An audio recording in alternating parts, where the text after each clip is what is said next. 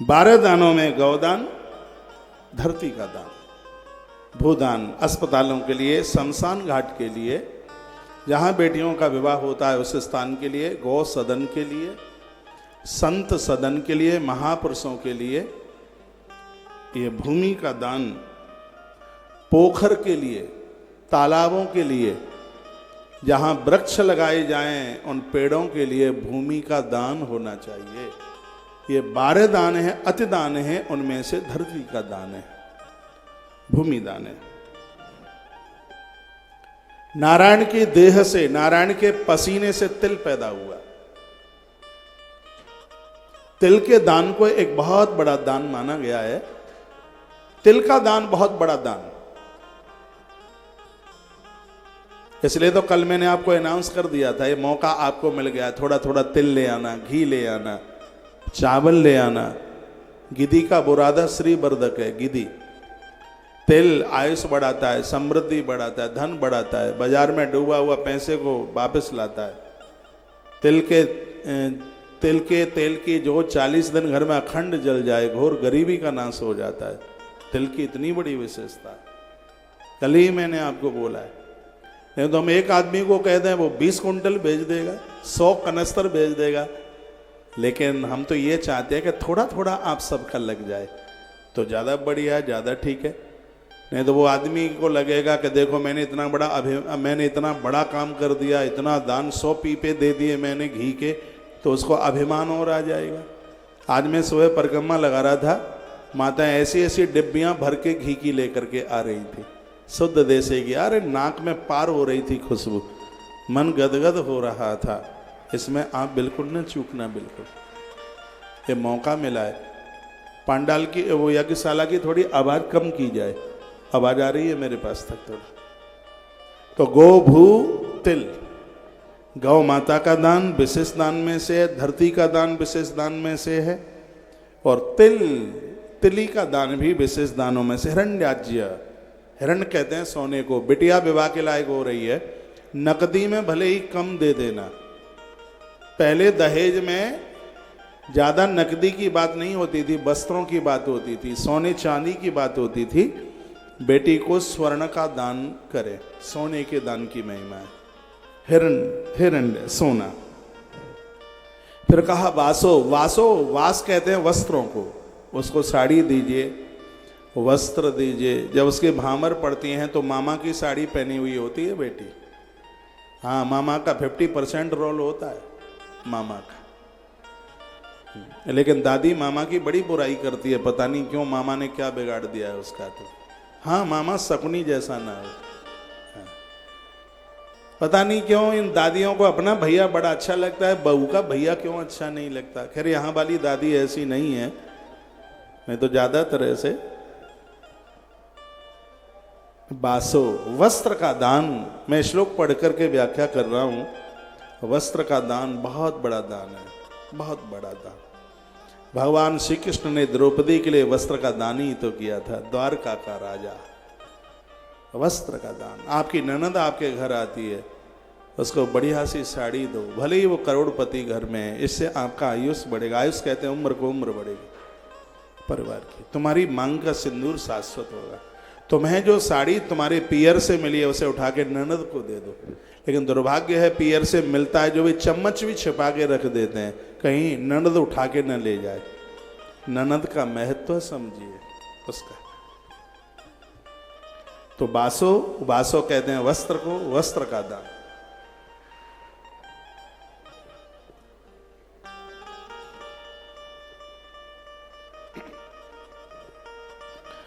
उसके तत्पश्चात अन्न का दान।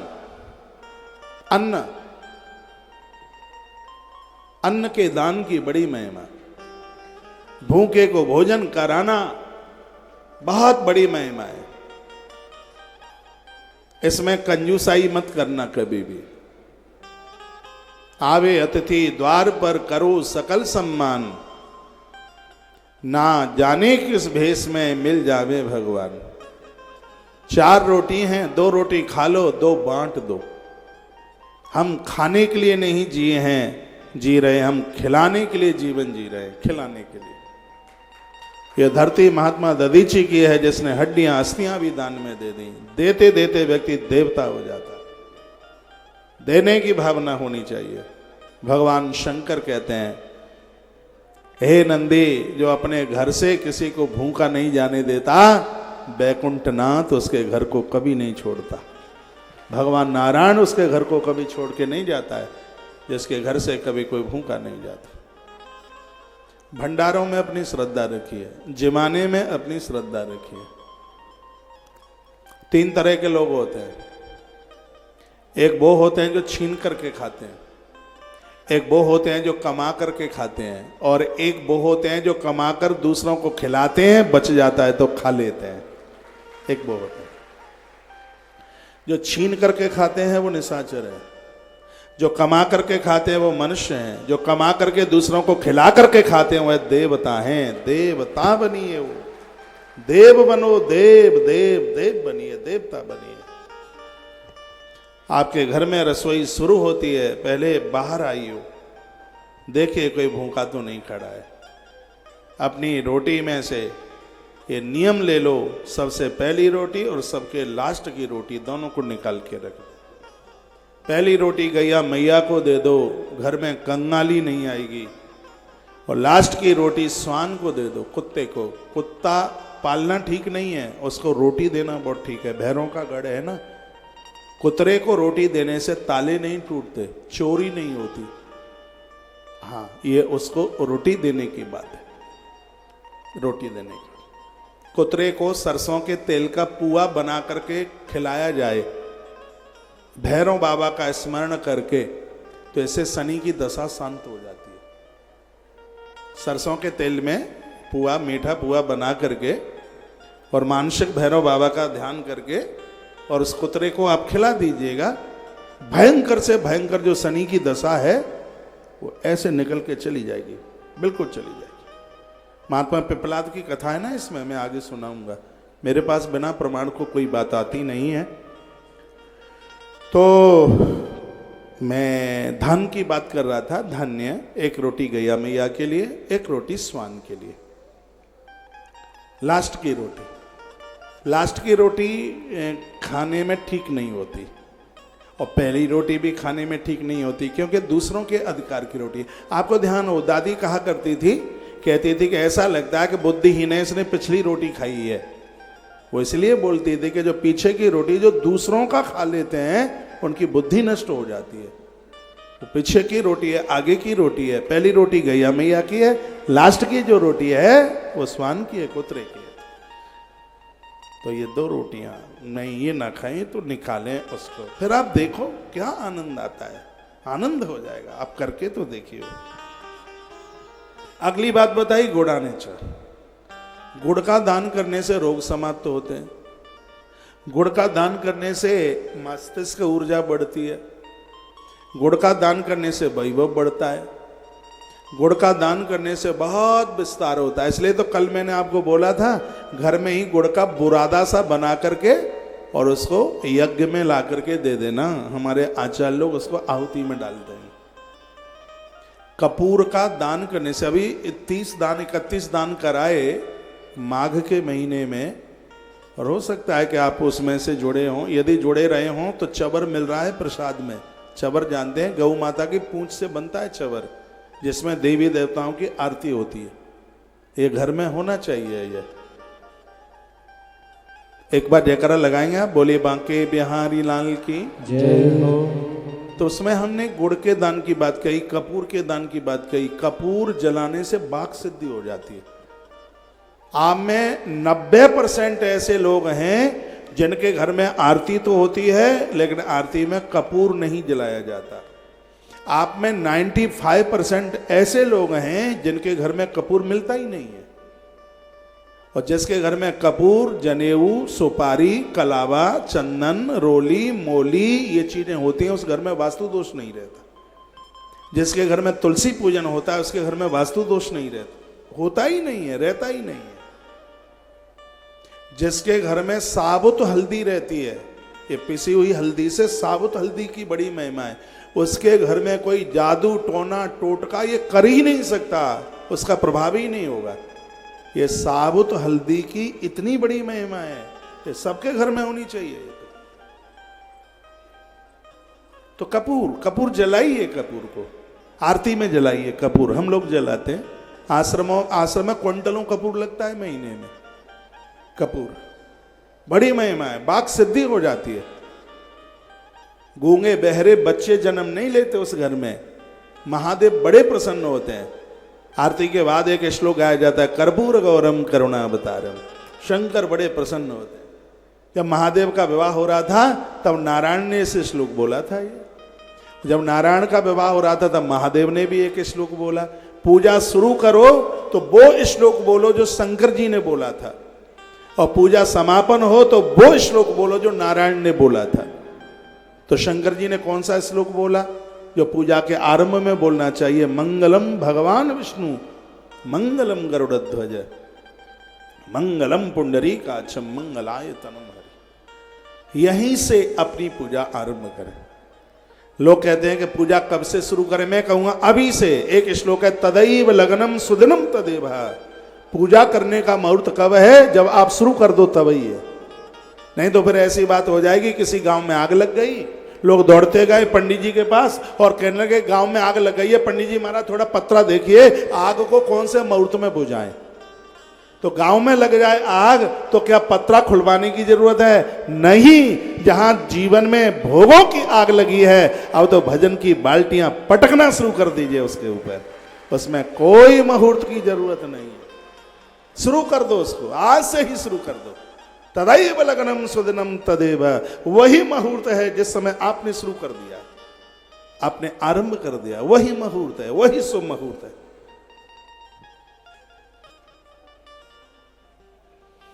थोड़ा कपूर घर में रखिए, आरती में जलाइए कपूर, और यहां यज्ञ में भी लेके आइए।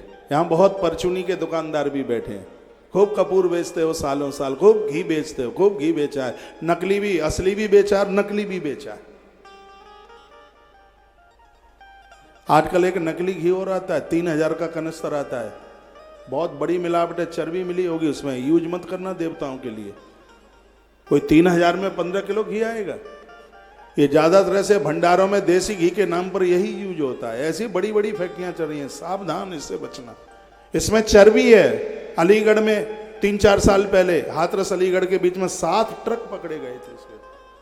ये चर्बी है इसमें, बिल्कुल भी, एकदम बिल्कुल। इसको यूज मत करना। 2800, 2900, 3000 का कनस्तर आता है।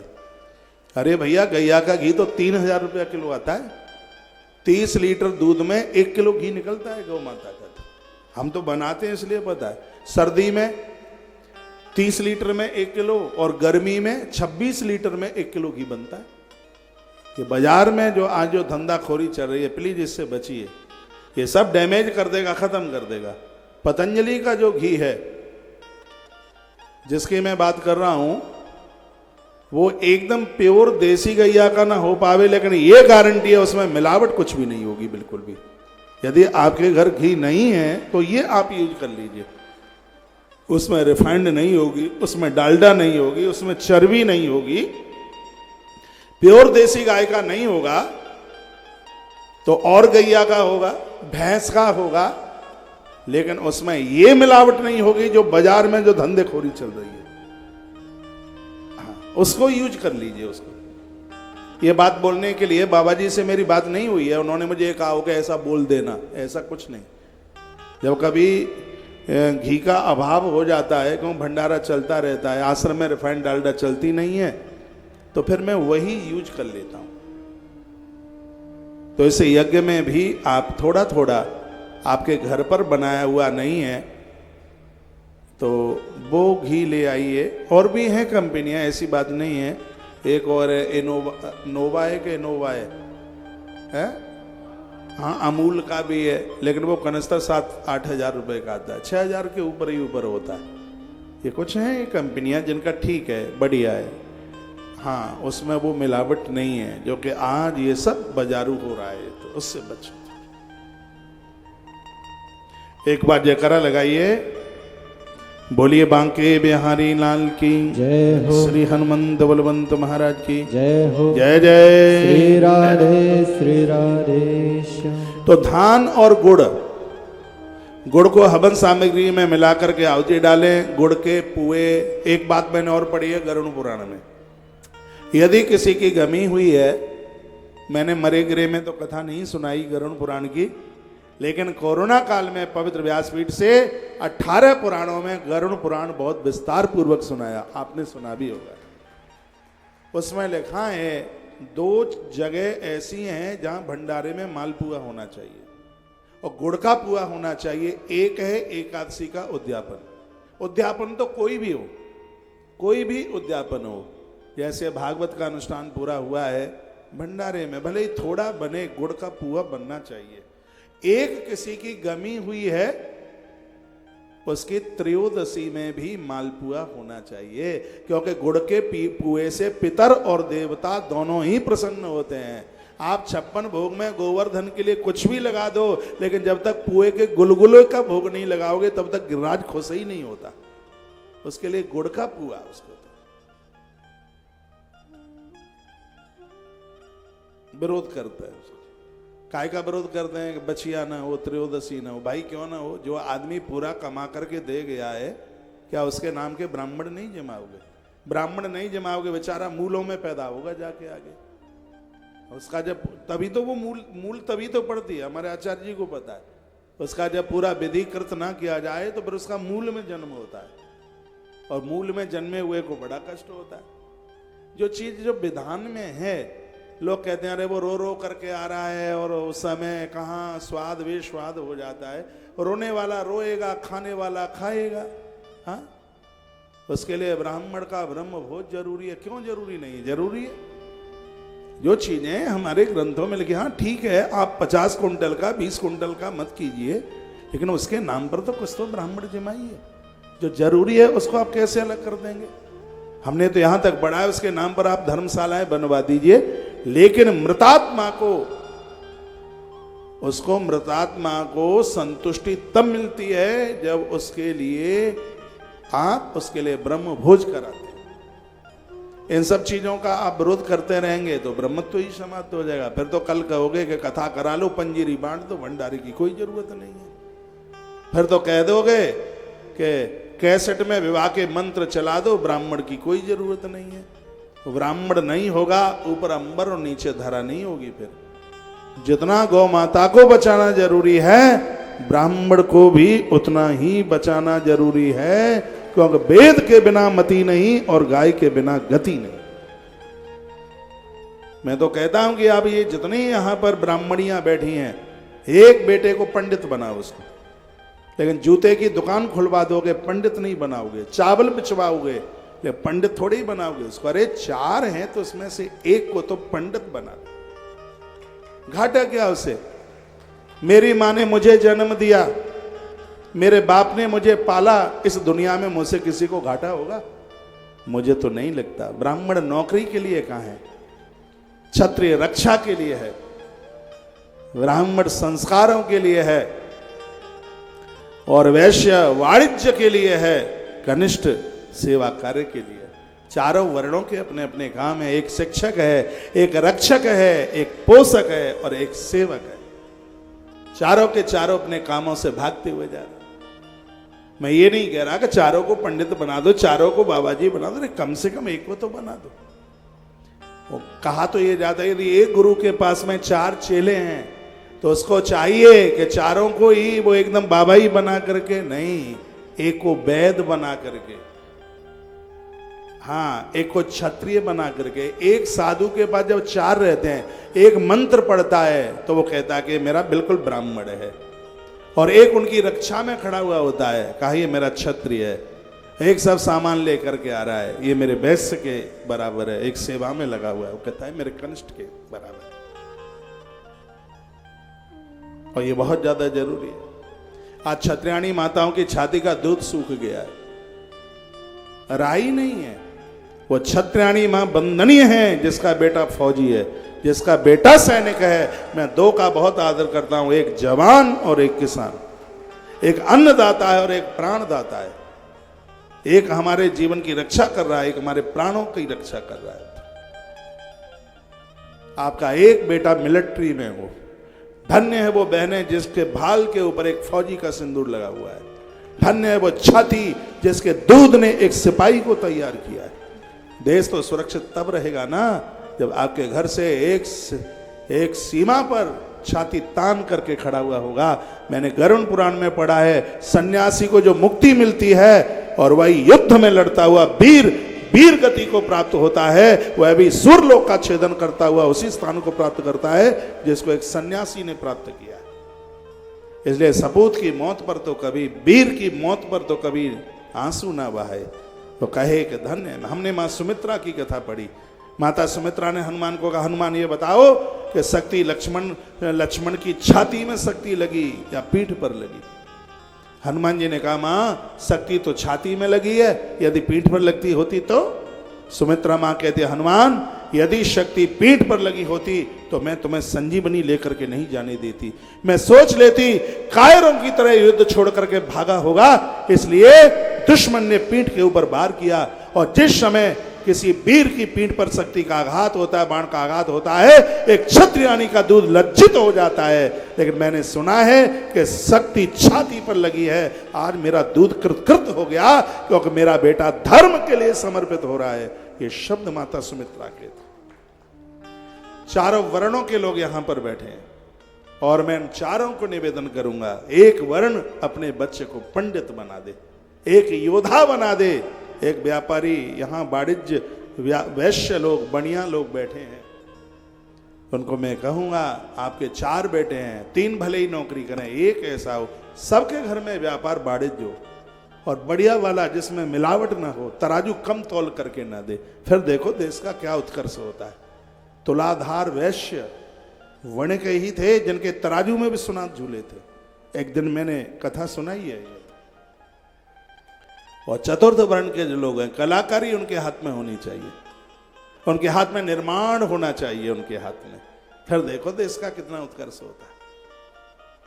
ये देश जातियों में ना बटे, ये देश कामों में बटे। ये समाज 4 वर्ण के बिना नहीं चल सकता। जो लोग कवि लोग हैं, जो लोग पत्रकार लोग हैं, ब्राह्मण का काम कर रहे हैं, किसी भी जाति में जन्म लिया, जो फौजी बंदूक तान करके खड़ा है, वो क्षत्रिय का जीवन जी रहा है। जो वाणिज्य में लगे हुए हैं, वो वैश्य का जीवन जी रहे हैं। जो निर्माण कार्यों में लगे हुए हैं, वो कनिष्ठ का जीवन जी रहे हैं।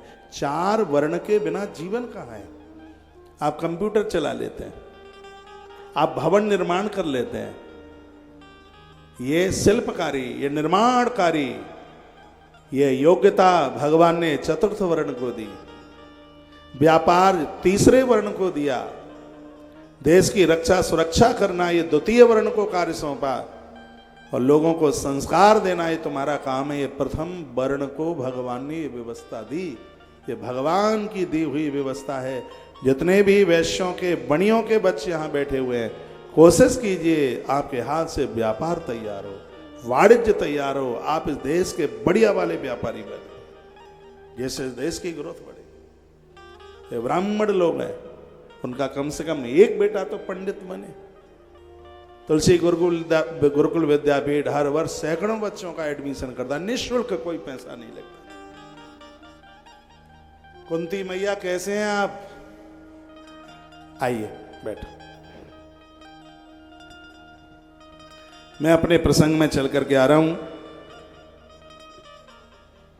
गोभूत हिरण्याज्य वासो धान्य गुणानि च रौप्यम लवण कुसमांडे कन्या द्वादशकम। तो गुड़ का भी दान एक अद्भुत दान है। उसके बाद रौप्य। इधर देखिए, ये बताओ हम इतने बेकार हैं, देखने के लायक नहीं है। मैं आपको देख रहा हूं तो आप हमें क्यों नहीं देखते? इधर देखो, रौप्यम। मुझे पता था आप ताली बजाओगे, पर इतना नहीं पता था कि कंजूसाई से बजाओगे।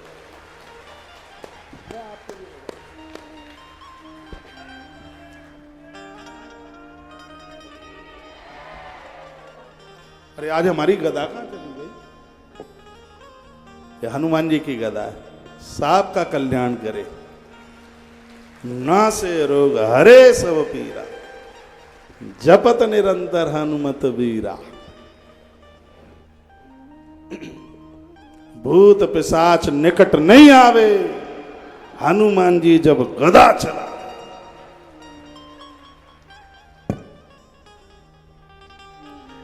हनुमान जी महाराज की जय हो। रौप्यम चांदी, चांदी का दान। चांदी नाभि के नीचे देवियां पहनती हैं। कितनी भी करोड़पति घर की आप नारियां हो, कमर के नीचे सोना नहीं पहना जाता। चांदी लक्ष्मी का रूप है और सोना नारायण का रूप है। सोना पामों में नहीं पहना जाता। लक्ष्मी, चांदी लक्ष्मी का रूप है, ये गलती ना हो बिल्कुल भी। चांदी का दान बहुत बड़ा दान है। रौप्यम। उसके बाद है लवड़, नमक का दान। जो रविवार के दिन नमक छोड़ेगा, 8 दिन में एक बार नमक छोड़िए, सूर्य पुराण में वर्णन है, उसको जिंदगी में कुष्ठ रोग नहीं होगा। मैंने सुनाया है सूर्य पुराण में भगवान सूर्यदेव उनके ऊपर अद्भुत भारी प्रसन्न होते हैं, जो सप्तमी के दिन रविवार के दिन नमक का परहेज कर लेते हैं। वैसे नमक तो हर व्रत में ही ज्यादा प्रभावी है। नमक क्यों छोड़ा जाता है? क्योंकि नमक में स्वाद है। कितनी भी बढ़िया आप सब्जी बनाएं, यदि उसमें नमक ना डालो तो 2 पैसे का भी स्वाद नहीं है उसका। और व्रत में स्वाद ही तो जीता जाता है। और आप ऐसे ऐसे पकौड़े बनाते हैं बिल्कुल कटिंग वाले, हाँ, गोल कट करके तो आप लौकी के पकौड़ा बनाते हैं, चौकोर कट में आलू के बनाते हैं, आप इतने स्वादिष्ट पदार्थ बनाते हैं, तो वो कोई व्रत नहीं होता, वो तो भरपेटा है। तो व्रत में स्वाद ही को तो जीता जाता है। कभी एकादशी नमक छोड़ के आप कीजिए, तत्काल परिणाम मिलेंगे। सोमवार, मंगलवार जो भी आप व्रत करते हैं उसमें आप नमक छोड़े। यदि जो ब्लड प्रेशर के मरीज हैं वो ना छोड़ें, क्योंकि नमक छोड़ने से फिर कहीं ब्लड प्रेशर नीचे ना चला जाए। नींबू का रस पीने से ब्लड प्रेशर कभी नीचे नहीं जाता। इसलिए महात्मा चरक ने कहा था कि जिस देश में गौ माता का मूत्र, जिस देश में नींबू का रस और नीम की पत्तियां हों और वो लोग बीमार हों, मुझे अचंभा लगता है। महात्मा चरक बोले थे 1/4 नींबू का रस लेते रहा करें। अब होली के बाद तो बहुत फायदा करेगा नींबू, शिकंजी बना करके उसकी पिए। तो लवड़ का दान, रोज नमक खाइए, आयोडीन नमक से सुरक्षित रहिए, जो समुद्री नमक है। ये मैदा, नमक, कुकर की दाल, फ्रिज का पानी और रिफाइंड, ये रसोई में भूत बैठे हैं प्राण लेने के लिए। हाँ, इनसे थोड़ा सा परहेज कीजिए। साहब दांत मांट टपका करके नीचे आ जाएंगे, पोपले बन जाओगे जल्दी। इसका थोड़ा सा परहेज कीजिए। मैदा की चीजें कम खाइए, ना के बराबर खाइए। जो आयोडीन नमक है, समुद्री नमक, ऊपर से तो भुरकनी, जैसे गैया को भुरकनी डालते हैं ऐसे आप ऊपर डालते हैं, नहीं। काला नमक बहुत फायदा करता है। गर्म पानी में काला नमक और शहद मिलाकर किसी शराबी को पिला दें, 1 महीने में उसका नशा छूट जाएगा। शहद, काला नमक गर्म पानी के साथ इतना फायदा करता है, तो रोज आप लिया करें उसको। शरीर भी थोड़ा वजन कम हो जाएगा। ऐसे थुल्लम थुल्ला हो रहे हो कुंटल के, बैठा जाता नहीं है। गेट भी 4 फीट वाले छोटे पड़ रहे हैं। थोड़ा अपना स्वास्थ्य का ध्यान रखिए। पहला सुख है निरोगी काया, शरीर स्वस्थ है तो सब ठीक है।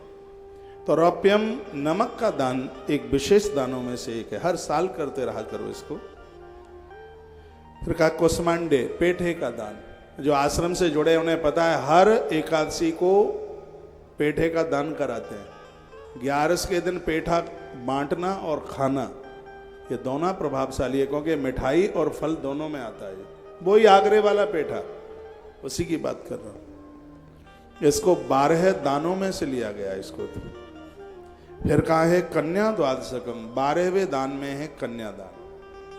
बड़े बड़भागी लोग हैं, भाग्यशाली लोग हैं वो यहाँ, जिन्होंने अपने हाथों से बेटी का दान किया है या बेटी का दान करने वाले हैं, बड़े भाग्यशाली। ये सब चीज, बेटी तो प्रभु की कृपा से जन्म लेती है घर में। महाराज दशरथ इसलिए बड़े नहीं हैं कि राम आए हैं, वो इसलिए बड़े हैं कि राम से पहले उनके यहाँ एक बेटी आई है जिसको कौशल्या माता ने जन्म दिया था, जिसका नाम था शांता देवी।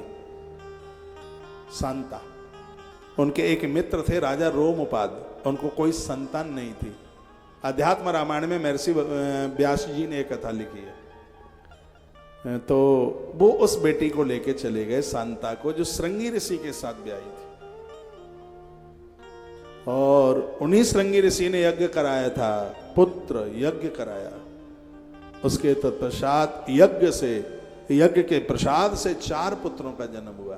तो इसका मतलब है कि बेटियों का दामाद का बहुत आशीर्वाद लगता है, बहुत। बेटी से भी ज्यादा पूज्य होता है दामाद, लेकिन दामाद का थोड़ा मुंह ऊपर ज्यादा उठता है ससुराल में, कोई बात नहीं है, फिर भी पूज्य है। दक्ष की तरह उसे खोटे शब्द न बोलिएगा बिल्कुल भी, तो बहुत पूज्य है। तो कन्या द्वादशकम 12वें दान में यदि कुछ है तो कन्या दान है, बेटी का दान है। पुत्री पवित्र किए कुल दो, पुत्री पवित्र किए कुल दो। बेटी ऐसी है जो दोनों कुलों को पावन करती है, दोनों कुलों को पवित्र करती है, ऐसी बेटी। बेटी का बड़ा आदर, बेटी का बहुत मान होना चाहिए। जहां बेटी का आदर हुआ है वहां पर भगवान आए हैं, चाहे वो बेटी मैना की हो, चाहे बेटी सुनैना की हो, कोई भी। जहां बेटी का आदर होगा, जहां कन्या का आदर होगा, वहां पर स्वयं देव चल करके आएंगे, वहां देवता चल के आएंगे, वहां भगवान चल करके आएंगे। जहां पर बेटी का आदर होगा, जहां बेटी का मान होगा, जहां बेटी का सम्मान होगा। पुत्री पवित्र किए कुल दो।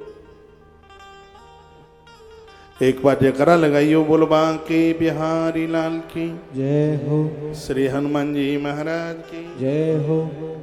हर अष्टमी को बेटी के नाम से कुछ न कुछ निकाला करो। एक लाडली कोष खाता खुलवा लो, इतने खर्चे होते हैं, बेटियों के लिए कुछ निकालो। उस लाडली कोष में कुछ निकाल कर उसमें कुछ जमा करो।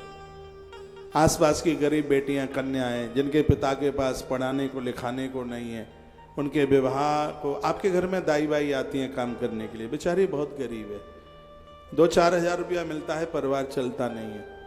और बहुत तो मेरी ऐसी बहन है जिनका कोरोना में आदमी चला गया, उसके लिए बड़ी दिक्कत है परिवार का पालन करना। लाडली कोष में थोड़ा थोड़ा आप जमा करते हैं, ऐसी बेटियों के विवाह में आप खर्च कर देते हैं, मुझे लगता है कि 100 यज्ञ करने से ज़्यादा फल आपको तत्काल प्राप्त हो जाता है।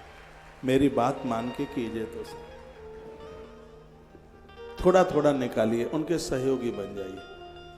मैं तो यहाँ से वही बात करूँगा जो आपके हित में होगी। मुझे आप मत्था टेक करके बहुत रुपया दे जाएं मेरे लिए, पर्सनल के लिए, आप मुझे कहें महाराज ये कपड़ा लत्ता ले लेना, अपने लिए ये कर लेना, अपने लिए ये कर लेना, उसमें आपको उतना नहीं मिलेगा जो आप मुझे पर्सनल देंगे। वो पैसा किसी गरीब की बेटी में खर्च कर दोगे, जिससे आपको जो मिलेगा वो कहाँ मिलेगा? 100 यज्ञ से ज्यादा उसका फल आपको मिलेगा। उससे बेटी के दान को एक बहुत बड़ा दान बताएगा इससे पुराण में। भगवान शंकर की आंख में आंसू आ गए। वेद शास्त्रम समादाय बुद्ध्वा गुरुमुखा स्वयं। कहा वेदों को पढ़ने वाले गुरुमुख से जो लोग हे नंदी इस बात को सुनेंगे, शंकर कहते हैं कि धरती पर बेटियां बच जाएंगी। भगवान महादेव कह रहे हैं इससे पुराण में, कहा बेटियां बच जाएंगी। जो आज पेट में बेटियों को मारा जा रहा है, महादेव कहते हैं नंदी, जो वेद शास्त्रों को पढ़ करके गुरुमुखात स्वयं, तो गुरु अपने मुख से उस बात को कहेगा, समाज के ऊपर उस बात का बड़ा असर होगा, बेटियों को जीवन मिल जाएगा। इसलिए मैं सभी गुरुजनों को कहूँगा, अपनी व्यासपीठ से आप बेटियों को बचाने की बात जरूर कहें। आज बेटियों को पेट में खत्म किया जा रहा है, उनको जिंदा नहीं निकलने दिया जा रहा। बेटियों के बिना तो सब शून्य है। बेटियां नहीं होंगी तो भविष्य नहीं होगा, बेटी नहीं होंगी तो कल होगा ही नहीं। बेटियां हैं तो भविष्य है, बेटी नहीं है तो कुछ नहीं। बेटियां किस क्षेत्र में कम है बताइए? बेटियां हवाई जहाज उड़ा रही है। बेटियां किस क्षेत्र में कम है? लेकिन बार बार बेटी को डांटा जाता है, फटकारा जाता है, तू ऐसी है, तू वैसी है। ये आप उसके मनोबल को बहुत ढीला कर रहे हैं, बहुत हल्का कर रहे हैं। युग परिवर्तित हुआ है। मैं बेटियों को भी कहना चाहूँगा, बेटा ऐसा जीवन जीना। एक माता पिता को बेटी का जन्म इसलिए ज़्यादा बढ़िया नहीं लगता, ऐसा नहीं है कि 20 लाख रुपया शादी में खर्च होंगे, इसलिए नहीं। वो सोचता है एक पिता, यदि बेटी ने गलत कदम यदि कोई उठा लिया तो हमारी तो नाक कट जाएगी, हम समाज को नाक लेकर के चल नहीं पाएंगे। इस बात से पिता बड़ा परेशान होता है। बेटियों को मैं कहूँगा, सब अधिकार अपने पास में भले ही ले लेना, लेकिन अपने विवाह का अधिकार अपने माता पिता से कभी मत छीनना। हमने ग्रंथ में एक बड़ी अद्भुत बात कही, मृत माता पिता की हड्डियां गंगा जी में विसर्जित करने से एक पुत्र पिता के ऋण से मुक्त हो जाता है। ये तो रही बेटे की बात। अब बेटी को भी तो 22 साल पिता ने पाला है, पढ़ाया है, लिखाया है, बड़ा किया है, तो फिर बेटी उस ऋण से मुक्त कैसे होगी? कैसे वो मुक्त होगी? ब्रह्म पुराण बड़ा अद्भुत है। जब सुभद्रा का कन्यादान बलराम जी ने किया, उस समय बड़ा सुंदर सा चरित्र, बड़ी अच्छी बात कही गई। और वहां कहा गया कि जिस समय मंडप के नीचे बेटी बैठी होती है, माता पिता के ही अनुरूप उनके द्वारा जब वर का वर्ण किया गया है और माता पिता जब उस कन्या का कन्यादान करते हैं, तब माता पिता के ऋण से बेटियां मुक्त हो जाती हैं। ऐसा बात। इसलिए ये अधिकार कभी माता पिता से छीनना मत। ये दुनिया के जितने भी ये लड़के हैं, बेटे हैं, ये गलत रास्ते पर कदम रखने में हिचकिचाएंगे, इनकी एक नहीं चलेगी। धरती पर यदि नारी अपने धर्म को बचा करके रखे तो पुरुषों की हिम्मत नहीं है कि बिगड़ करके बता दें, ताकत नहीं है इनकी।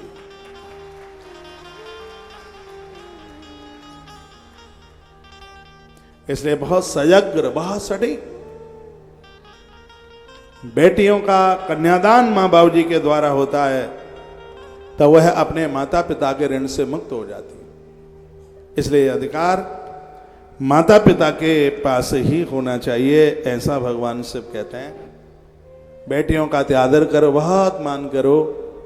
और बताते हैं, जिनको बेटी पालने का सौभाग्य मिला है, ये धरती के विशेष लोग हैं। दान तो धरती पर बहुत हैं, लेकिन एक ऐसा कन्यादान है जिसमें अभिमान नहीं होता, जिसमें अहंकार नहीं होता, जिसको लोग विनम्रता के साथ झुक झुक करके क्या चरणों में लेट लेट करके देते हैं और जीवन भर देते रहते हैं। जिस परिवार को बेटी दी है, उस परिवार को वो पूरा जीवन भर देते ही रहते हैं। एक ऐसा दान है कन्या का दान, जो हमारे अहंकार को तोड़ मरोड़ करके रख देता है। तो बेटी का दान है, कन्या का दान। शंकर की आंख में आंसू आ गए और कहते हैं, नंदी, जिसके घर में बेटियों का आदर होता है, उस घर में मैं अपने पुत्र गणेश को हमेशा हमेशा के लिए बिठा देता हूं। और जहां गणेश होते हैं वहां कार्यों में कभी विघ्न नहीं आता। ये कोरे कागज पर इस बात को लिखे से पुराण की इस बात को। विद्येश्वर संहिता की कथा चल रही है, अध्याय नंबर 15 की कथा है।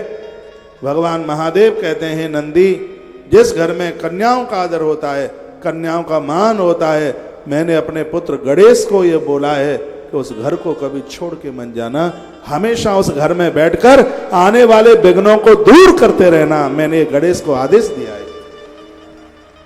सकल समाज पंडाल भरा हुआ है, प्रार्थना पूर्वक निवेदन करूंगा, बेटियों को बहुत आदर दीजिए। ये बेटी तो कुकर पक्षी की तरह, कपिला गैया की तरह, जिसका बेचारी का अपना कोई अस्तित्व नहीं। माता पिता जिसके हाथ सौंप दें, बेचारी को उसी घर में जाना होता है। जीवन का बड़ा कठिन काम है अपना घर छोड़कर दूसरे घर में जाना। ऐसी बेटी तुम्हारे घर की बहू बन के आई है, उसको आदर करना बहुत बड़ा मुश्किल है। ना समझ में आए तो 6 महीने के लिए अपने रिंकू को उसकी ससुराल भेज देना, फिर आपके ऊपर क्या बीतेगी पता लग जाएगा।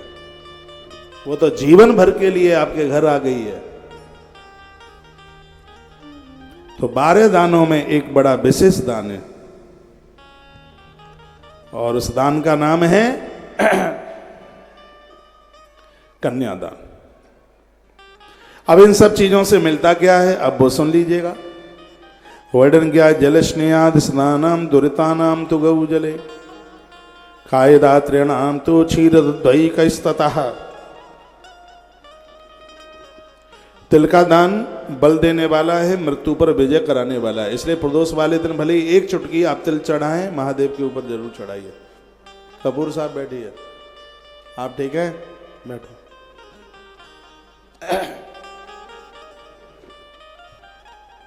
और भी सुन लीजिए, तिल का दान करने से ग्रंथ में वर्णन किया गया है कि बल मिलता है, मृत्यु के ऊपर लोग विजय प्राप्त कर लेते हैं।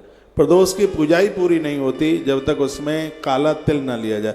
नारायण के ऊपर श्वेत तिल चढ़ाया जाता है और महादेव के ऊपर काला तिल चढ़ाया जाता है, ये जरूर ध्यान रखना। ये कहा गया सोने का दान करने से पित्ता से भूख नहीं लगती है, अंदर का पूरा तंत्र कमजोर हो रहा है। स्वर्ण का पानी पीने से और सोने का दान करने से बीमारी समाप्त हो जाती है। यह भी वर्णन इसी ग्रंथ में किया गया है। श्लोक नंबर 49 विद्येश्वर संहिता अध्याय नंबर 15। अपने अपने घर भी आप पढ़ सकते हैं। सोने के दान की इतनी बड़ी महिमा। स्वर्ण का पानी, सोने का कोई आभूषण पानी में डाल दो, जिनको अपच है, जिनका पचता नहीं है, जिनको खट्टी डकारें आती हैं, सोने का पानी पीने से, स्वर्ण का पानी पीने से पित्ताशय की बीमारी, भूख न लगने की बीमारी, ये सब समाप्त हो जाती है। तो सोने का जल भी प्रभावी है और सोने का दान भी अपने आप में बड़ा प्रभावशाली है। तत्पश्चात वस्त्र का दान करने से उम्र बढ़ती है। 48 नंबर के श्लोक में ये बात कही गई और ये मैं इसका श्लोक भी आप सुनाए थे। हिरण्यम जठर अग्निस्तु वृद्धतम वीर्यदम तथा। ऐसे कोई लोग जो संतान को जन्म देने में असमर्थ हैं, नामर्दानगी, स्वर्ण का जल उनको सोने का पानी फायदा करता है। हिरण्यम जठर अग्निस्तु वृद्धतम वीर्यदम तथा, उसकी 7वीं धातु का भी विस्तार होगा। इतनी बड़ी महिमा। आज्यम पुष्ट कर्म विद्यात वस्त्र आयुष कर्म विदु। वस्त्र का दान करने से आयुष बढ़ता है। तिल दानम बलार्थम ही सदा मृत्युम जया विदु। तिल का दान करने से लोग मौत को जीत लेते हैं। सीधी सी बात है, तिल का दान करने से मरते समय प्राण घुड़घुड़ाते नहीं है। मकर संक्रांति 14 जनवरी को, इसलिए तो तिल का काफी दान होता है। यज्ञ में, यजन में, जहां जरूरत है वहां तिल का दान होना चाहिए। तो कितना बढ़िया अच्छा सा श्लोक लिखा है। तिल दानम बलार्थम ही सदा मृत्युम जया विदु। 47 नंबर का श्लोक है। तिल का दान करने से लोग मौत के ऊपर विजय प्राप्त कर लेते हैं। यदि किसी ज्योतिषी ने ये कह दिया है कि अल्पायु का योग है, कुंडली में उम्र कम है, तो महामृत्युंजय मंत्र तो प्रभावशाली है ही, लेकिन उस व्यक्ति के निमित्त आप तिल का दान कर दीजिए, तुला दान कर दीजिए। जितना उसका वजन है उतना ही तिल तौल करके दान में दे दीजिए। अल्पायु का जो कुयोग है वो समाप्त हो जाएगा। ये भगवान महादेव के शब्द हैं। यदि गलत बोल रहा हूं तो कोई काट के बताए। अभिमान के साथ नहीं कह रहा, विनम्रता के साथ। एक बात से मैं बड़ा आनंद में हूं। जब से मैंने कथा शुरू की है, 30वां वर्ष शुरू है, व्यासपीठ से जो भी कुछ कहा है किसी ने उस बात का विरोध नहीं किया। इसलिए क्योंकि यहां से हर बात प्रमाण के साथ कही गई। इसलिए मुझसे तो बिना प्रमाण के बात ही नहीं आती थी। तो तिलदानम बलार्थम ही सदा मृत्युम जय विदु। तिल का जो दान है वो बल भी देता है और मौत के ऊपर विजय भी प्राप्त करा देता है। मौत नहीं बिगड़ती। यह तिल के दान की इतनी बड़ी अद्भुत महिमा है अपने आप में। बोली बांके बिहारी लाल की जय हो। बटे सोमनाथ भगवान की जय हो। जय जय श्री राधे श्याम। धान्यम अन्नम समृद्ध्यर्थम मधुराहारदम गुड़म रौप्यम रेतो विवृद्ध्यर्था षड्सार्थम तुलावणम। एक एक चीज को बहुत विस्तार पूर्वक निवेदन किया गया। का जो गुड़ का दान है, गुड़ का दान है वो रिश्तों में खटासता नहीं आने देता। पत पत्नी में यदि बनती नहीं है, लिख लो, गुड़ का दान कर दो। भगवान महादेव ये लड़ाई खत्म कर देंगे। ग्रंथ में है, जहाँ आपस में मेल नहीं है, बनती नहीं है, पड़ती नहीं है, पति जाता है मुंह उठाकर उधर, पत्नी जाती है उधर, घर के लोग बड़े, बच्चे बड़े परेशान होते जब मम्मी पापा में बनती नहीं है तब फिर वो असर उन पर भी आता है। फिर वो तो जो देखेंगे वही तो फिर करेंगे। तो देखो, रिश्तों में मधुरता आती है, ऐसा भगवान महादेव बोल रहे हैं। गुड़ का दान करने से रिश्तों में मधुरता आती है, खटासता खत्म होती है। इसलिए सबको गुड़ का दान करना ही चाहिए। आप कहोगे दान लेगा कौन? हम लेंगे, और कौन लेगा? ला के रख दो, ट्रक लोड करा देंगे, गैया खा लेगी सब। हम आपसे लेने के लिए तो आए हैं, और काहे क्यों आए? आप कहोगे महाराज जी मांगने का तरीका बहुत अच्छा है, तो कथा सुनाने का भी तो तरीका बहुत अच्छा है। हाँ, धर्म कार्य के लिए तो भगवान वामन ने भी मांग लिया है, पदान तृण दैत्येन्द्र सम्मितानी पदा मम। वही तो मांग पाएगा जिसको, हाँ, उसके कार्य में कहीं दिखाई देगी ईमानदारी। मांगन से मरना भला, ये सतगुरु की सी कबीर साहब कहते हैं। अपने लिए मांगना मत, मर जाना, पर अपने लिए मत मांगना। यदि मांगना परहित परमार्थ के लिए है तो लोग अपमान भी कर दे तो भी उसको सम्मान समझ करके कदम आगे बढ़ाता रहे। मदन मोहन मालवीय विश्वविद्यालय बना रहे थे, कलकत्ता के एक सेठ ने झोली में जूता डाल दिया। उन्होंने कहा ठीक है, कोई बात नहीं है, कुछ तो मिला, धन्यवाद है सेठ, तूने कुछ तो दिया। और मालवीय ने एक मीटिंग पत्रकारों की बुलाई, अमीर आदमी था कलकत्ता का, कहा नीलामी लगेगी जूते की। सो लोग इतने बड़े अमीर आदमी, उसकी तो उसमें बदनामी थी, उसने कहा जितना पैसा चाहिए वो ले लो, पर मेरा जूता मुझे वापस दे दो। मालवीय की बात मैं आपको बता रहा हूं। तो ये संपूर्ण आयोजन तो गौवंश के लिए है, गौ माता के लिए है।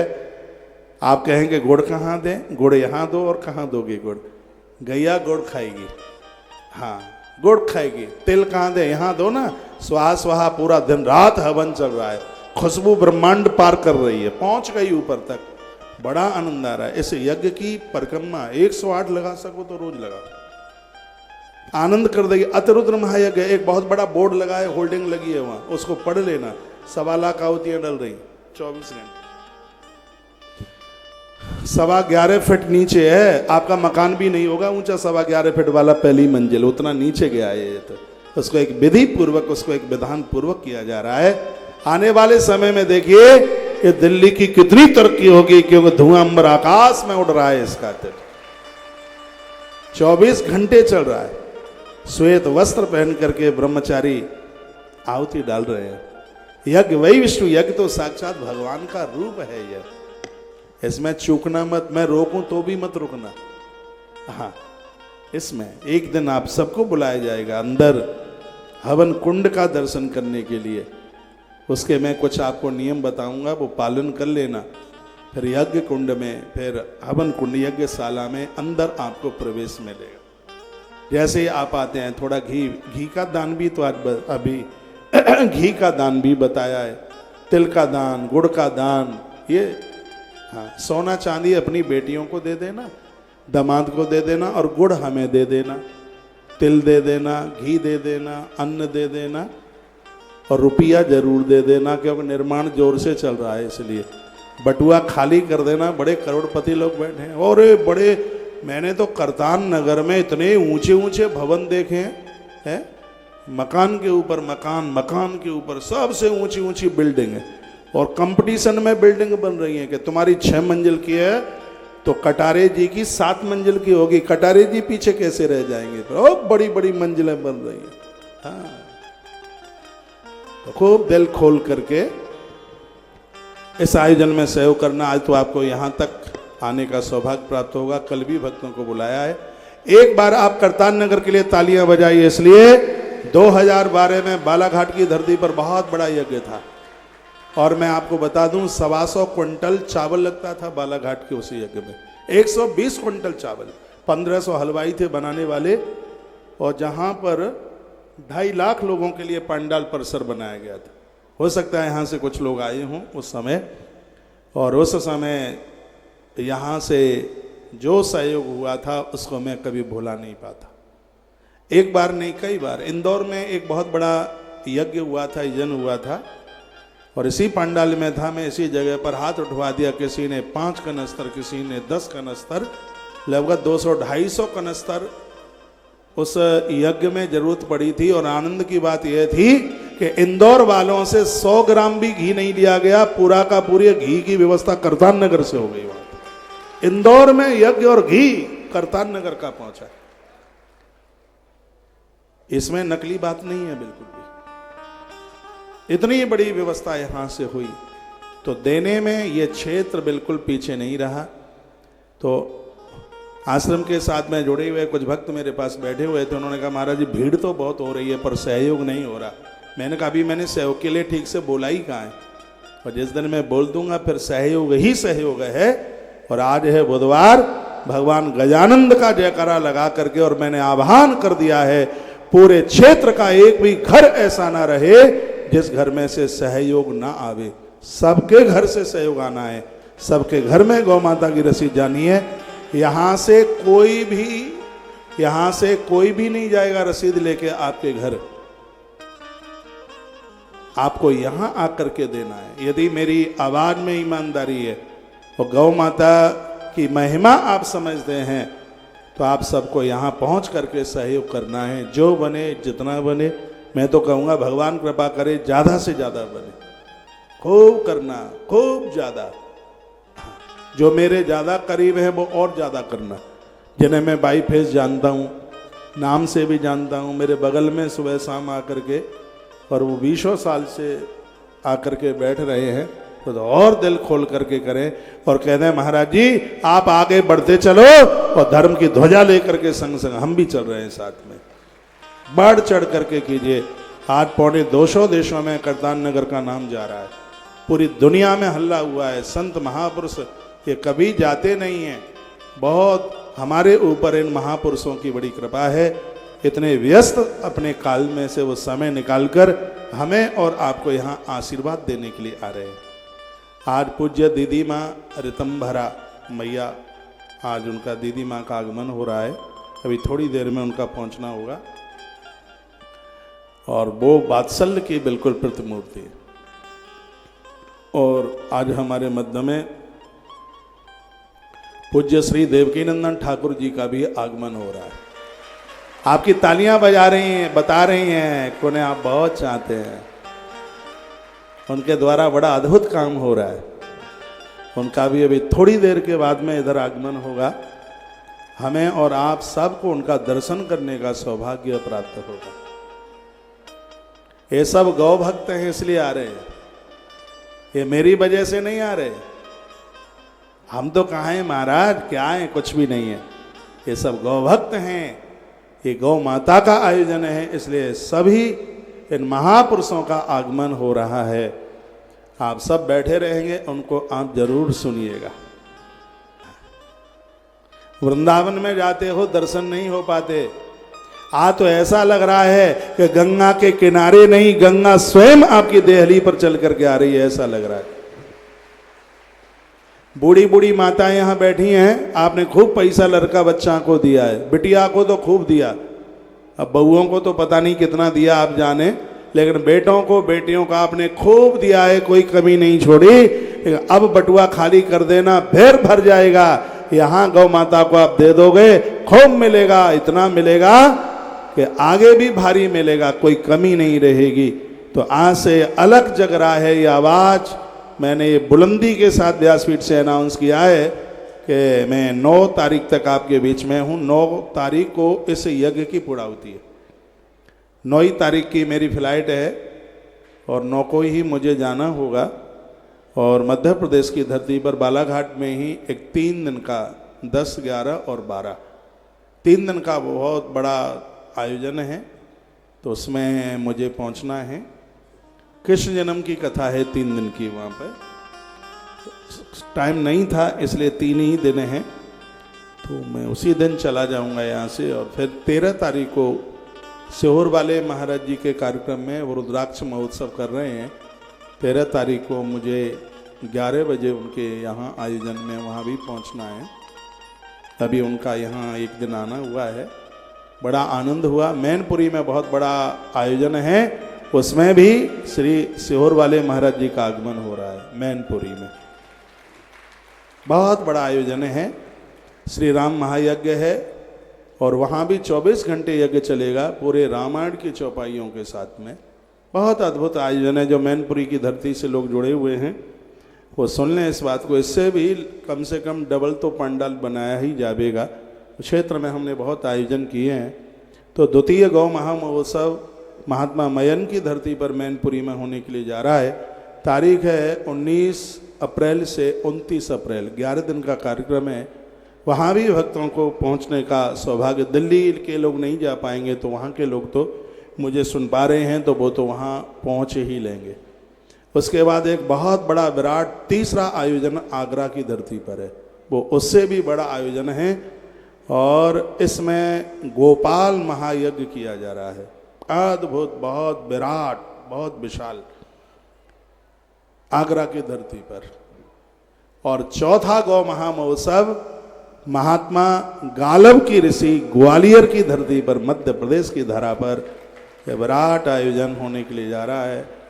और इतने बड़े बड़े आयोजन है। आगरा का जो पंडाल है वो 400 फीट बाई 1000 फीट लंबाई और 400 फीट ऐसा चौड़ा। तो ये आगे के जो आगामी जो कार्यक्रम हैं वो सब गौवंश के लिए किए जा रहे हैं। देखो कितना जल्दी ये गौ माता का कार्य पूरा होता है, बहुत आनंद देने वाला। आज मैंने पूज्य धर्मदेव जी महाराज जी की बात मैंने बताई। मैंने कहा मेरी झपकी में उन्होंने आकर के कहा कि पुरुषार्थ के सामने 1 लाख गाय का संकल्प तो बहुत छोटा है, यूं चुटकियों में पूरा होगा। तुम समझ भी नहीं सकते कि कितनी गाय होंगी इन गौशालाओं में। वृंदावन से आरंभ किया है, पूरे देश में गौ माता की अलग जगह। इन संतों ने क्या नहीं दिया इस धरती को। महापुरुषों की कृपा हो जाए, किस चीज की कमी हो सकती। यदि मैं पूर्व से याद कर लूं तो संतों का ऋणी है ये देश, ये धरती। परमहंस के जमाने से और पहले से भी, चाहे वो महात्मा त्रि, महात्मा अगस्त रहे हों, ये ऋषियों की धरती है। ऋषि मुनियों ने जीवन दिया है, बहुत कुछ दिया है जिनको हम भुला नहीं सकते। लोगों की नशे पत्ती छुड़ाई। पूज्य आसाराम बापू जी ने कितने लोगों का जीवन बदला, कितने लोगों की जिंदगी बदली, ये लोगों को ध्यान में नहीं आता।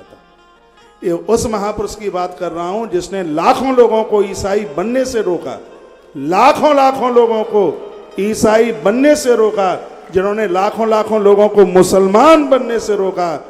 ये मैं उस महापुरुष की बात कर रहा हूं जो चादर और फादर का हितैषी नहीं, वो हनुमान, बजरंग बली और महादेव का हितैषी रहा। ऐसे महापुरुष की बात कर रहा हूं। मेरी आवाज वहां तक उन कानों में पहुंचे। ये महापुरुष निर्दोष है, ये आदमी नहीं, इंसान नहीं, सच मानिए भगवान है, जिसने इस धरती के लिए इतना बड़ा काम किया। पूज्य आसाराम बापू जिन्होंने इस धरती के लिए इतना किया। लेकिन ये सब, ये स्थितियां, यदि इसको ठीक से, यदि इसके ऊपर सर्वे रिसर्च किया जाए तो बात कुछ और ही खुलेगी। जब इस देश में संत महापुरुषों को सताया गया तब इस देश को वो भोगना पड़ा। इसलिए महापुरुषों का तो सदैव आदर होना चाहिए, मान होना चाहिए। संतों ने इस धरती पर एक अलग जगाई है, लोगों को जीना सिखाया है। उसमें एक नाम आता है पूज्य आसाराम बापू जी का। ये मैं लीपा पोती वाली बात नहीं कर रहा हूं, सच वही है जो यहां से बोला जा रहा है। ये मैं सोच के नहीं आया हूं कि मुझे ये बोलना है, हकीकत में कोई सोच के नहीं आया। ये मेरी व्यासपीठ की प्रेरणा प्रेरित कर रही है कि यह महापुरुष अवतारी महापुरुष रहा है, जिसने इस देश को बहुत कुछ दिया है। और एक बात और मैं आपको बोलूं, एक भी साधु ने, एक भी महात्मा ने आसाराम बापू जी का विरोध नहीं किया। कि जितना भी विरोध हुआ है सबसे ज्यादा पत्रकार लोगों ने विरोध किया है, अखबार वाले लोगों ने विरोध किया, मीडिया के लोगों ने विरोध किया। इसमें साधुओं की विरोध की कोई पहल नहीं थी, किसी महात्मा ने कोई विरोध नहीं किया, क्योंकि महात्मा जानते हैं कि महापुरुष निर्दोष है। वो बोलते नहीं है, लेकिन उनकी होठों की भाषा हमें समझ में आती है। जिनके घरों में बच्चे बोल नहीं पाते, उनके होठों की भाषा उनके घर के लोग समझ लेते हैं। हमने उन महापुरुषों की होठों की भाषा समझी है। वो भी जानते हैं कि महापुरुष निर्दोष है। सबसे ज्यादा इस महापुरुष के ऊपर कुठाराघात मीडिया ने किया, पत्रकार लोगों ने किया,